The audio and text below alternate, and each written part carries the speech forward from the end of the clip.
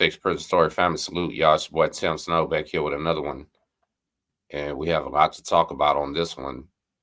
It's kind of an update to the sad tragedy of the Texas prison guard that lost his life about 2 weeks ago, Mr. Motley. And send my condolences again to his family. I actually got to speak to his mother myself the other day, and it's heartbreaking. She's a strong woman. I promise you, she was much stronger than I anticipated, and probably stronger than I could be in that situation. So respect to her. Her son was involved in a use of force, aka a cell extraction, and we're going to talk about it a little bit. We actually have a lot to talk about. I have a use of force here that I want you to take a look at, because before we get into any of this, you have to actually see it and understand it. It's a very violent environment. Probably 10 out of 10 times they're dealing with aggravated prisoners, maybe some type of mental psychosis going on, mental patient, who knows, somebody violently angry. It's a dangerous incident. So just take a look. Are you going to cooperate?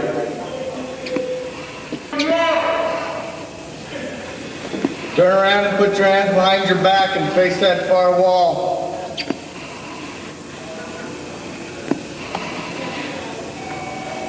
I'm asking you again to turn around, face the wall. Bird, let's not do this. Let's not do it. Step back. Step back from the door. Give you a chance Turn to around comply. and kneel down. Got his eyes covered. You know what's going to happen if we don't. He's going blind. Birds, turn around. Kneel down. He's right at the door. Turn around, Mr. Burge. Turn around, Mr. Burge. Wait a minute. I'm not prepared. Scott's not prepared, sir. Help him out. Come on, Mr. Burge.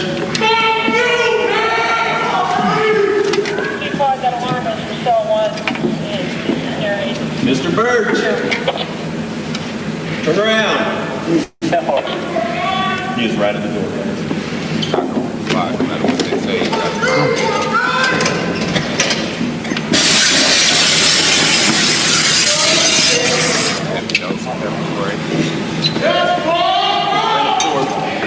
Right at the door.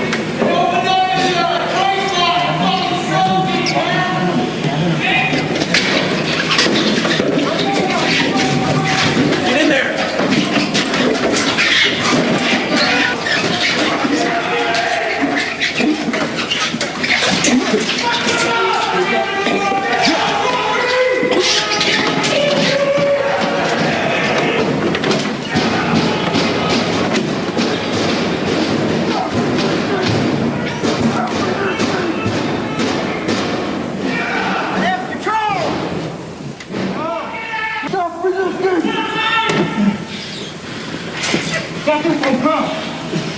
Get up.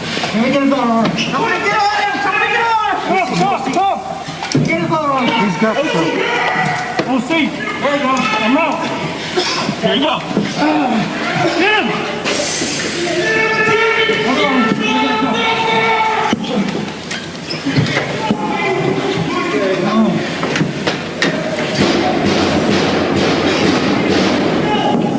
All right!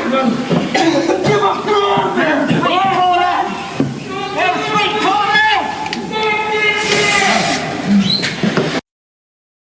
As you see, there's no denying it's a violent, chaotic, hectic moment for everybody involved right there. There's a lot, and I mean a lot of potential for injury to the inmate and to the officers. The majority of the, of course, the potential is to the inmate. The officers, when they do this, they receive things like broken fingers, which is why they wear the gloves, twisted knees, twisted ankles. They might pull an arm out of socket wrestling with somebody or something like that. But it's usually an injury in the line of duty instead of an injury inflicted by the inmate. Okay, as you see, they actually have the odds on their side. So how this works in the state of Texas, is the emergency response team, special response team, whatever they call it, is a 6-man team. The first man's job is to come in with the shield. The other 4 behind him are there to push him, come in with all force, all momentum, pin down the guy with the shield. The first officer takes one quadrant of the shield, which would be an arm or a leg. The second one takes another quadrant, would be the opposite. And the other 2 take his, opposite extremities. And they have that planned out before they rush in. So it doesn't matter if he's flipped face down, on his back, on his stomach, twisted that way, whatever. They're going for the same area. You understand? Everything is orchestrated, I guess you would say. So remember that. And this is the part that we're going to get into that we don't really understand right here. So this is the actual incident report, summary of incident it's called. This is from TDCJ themselves. On November 13, 2023 at 5:58 p.m., inmate Lewis took possession of the food tray slot in A16 cell. Lieutenant K. Glassell attempted to resolve the issue verbally to no avail.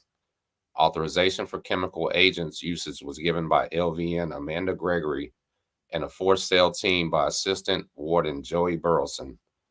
Video documentation began and inmate Lewis had utilized a blanket to cover his cell front and block the food tray slot. He also had a sheet he used to wrap his face. Lieutenant Glassell gave the inmate orders and consequences to no avail at several times. A total of 4 bursts of MK9 were administered by Sergeant Brown. The team arrived at the cell front and entered the cell after additional orders were given and met with noncompliance. The cell door was open and the team entered the cell. After several minutes of the inmate fighting with staff and resisting the application of hand restraints, staff identified that Officer Motley was injured and the inmate was on top of him. The inmate was subdued and secured in hand restraints, removed from the cell and secured on the run. Officer Motley was removed from the cell and was unresponsive. Life-saving measures began and he was placed on the gurney and transported to the unit infirmary. 911 was contacted and arrived to the facility. Life-saving measures continued and the AED was utilized, delivering 2 shocks. EMS applied an automated chest compression device and life-saving measures were continued. There was no change and he was pronounced deceased at 7:48 p.m. Again, condolences to the family. So all of this happened because he took possession of the food tray slot. Let's talk about that. How does an inmate take possession of a food tray slot? 9 out of 10 times, he's just sticking his arm through there. He's probably mad because they shorted him something. Something on his tray was spoiled. Maybe he was trying to get out of where he was. Who knows? He was mad. And he put his arm through the food tray slot so they couldn't shut it. So here goes an officer losing his life behind this. That's kind of hard to swallow. Okay. But let's go on to what they said. A total of 4 bursts of MK9 were administered by Sergeant Brown, which you know is a chemical agent. The team arrived at the cell front and entered the cell after additional orders were given and met with noncompliance. The cell door was open and the team entered the cell. After several minutes of the inmate fighting with staff and resisting the application of hand restraints, staff identified that Officer Motley was injured and the inmate was on top of him. So, with me just showing you how actual cell extraction works, can you, the viewer, rationally conclude that that would take minutes for them to subdue a man? 5 against 1 wearing body armor. In the state of Texas, they're allowed to use wood batons, chemical agent. I believe also tasers. Don't quote me on that. Sorry if I'm wrong, but I think so. You have 5 men against 1 that's already been sprayed. They have gas masks on. And you think we're going to believe that several minutes of fighting went by? And then, listen to this.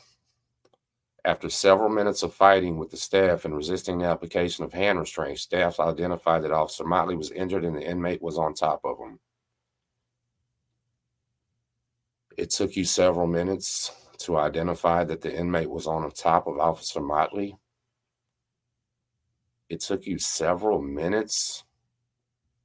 Somebody needs to do a Freedom of Information Act and find the normal length of a cell extraction. They don't take minutes. It takes a long time to build up to it, giving them his warnings, him denying it, spraying them, getting the camera going, bringing ranking officers down, all of that, okay? But if you think anybody's going to believe that they were in there subduing that man for minutes, and then they discovered that he was on top of this man and he was deceased, there's no way. That makes no sense whatsoever. They keep saying there's a criminal investigation underway, so nobody is told anything. I'm not sure how much of a criminal investigation would even be needed for this. If this statement was true, policy would dictate that it's on recording. So the inmate that was on top of Officer Motley should already be arrested, charged with murder, and facing his arraignment, probably already arraigned. But I don't think that's happened yet. So who is the criminal investigation on? Something's not adding up here. And I mean, this is not adding up at all. You know, I say it in a lot of videos that my own brother, my big brother, he taught me how to tie my shoes, taught me how to ride a bike, taught me everything I knew, good and bad. He died on his cell floor with inmates screaming for help, yelling man down, and nobody coming for hours. He was deceased when they got there. When we got the call from the chaplain, we was given zero information, exactly like Miss Motley. There was nobody to call, nobody answered questions, nothing. We weren't told if it was a homicide, a heart attack, overdose. Did he get shot escaping? There was nothing. There was just, hey, your brother that's far away, that you haven't seen in a while, is now dead. Take with it what you want. And that was hard to accept. Extremely hard to accept. We had to wait on an autopsy exactly like they're having to wait on an autopsy. But my brother was a convicted criminal. He was being punished. He was in prison. This man was working for him. When I talked to his mother, she said he was a good son, that he was proud to be a Texas prison officer. He'd only been one for about a year, that she was excited for him, that she thought he found his way. Then we find out that it's not exactly what she thought, and that's terrible. And if you're thinking about working at a Texas prison, realize that's not the life you want either. It's a damn shame how they'll do you, man.